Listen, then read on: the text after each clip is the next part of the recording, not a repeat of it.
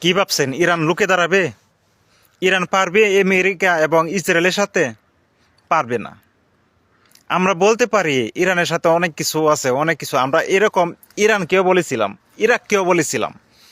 ইরাককে আমরা বলেছিলাম যে তার কাছে অনেক কিছু আছে সাদ্দামের দেশে, যা আমেরিকাকে ধ্বংস করার মতো যথেষ্ট পরিমাণ অস্ত্র আছে, সামরিক আছে। কিন্তু অবশেষে কি হলো? ধ্বংস হইতে দেখলাম। লিবিয়া অনেক কিছু ছিল, আমরা বলতাম, কিন্তু কি হইল? ধ্বংস হইল। ঠিক ইরান এখন আমাদের দুর্ভাগ্য, এটা দেখার বাকি কিভাবে ধ্বংস হয়।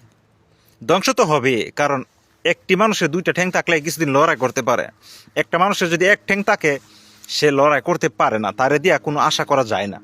এখন সৌদি আরবের মতো একটা দেশ চাচ্ছে ইরান ধ্বংস হয়ে যাক। যদি ইরান ধ্বংস হয়ে যায়, তাহলে সৌদি আরব মুসলমান কান্ট্রির সবচেয়ে শক্তিশালী দেশ পরিণত হবে।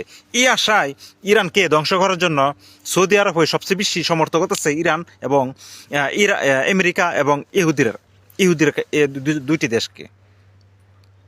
তাই বলছি, এখন আমরা দোয়া ছাড়া কিছু করতে পারবো না। আপনারা দোয়া করবেন যথেষ্ট পরিমাণ, যাতে সে কিছুদিন হলেও লড়াই করতে পারে।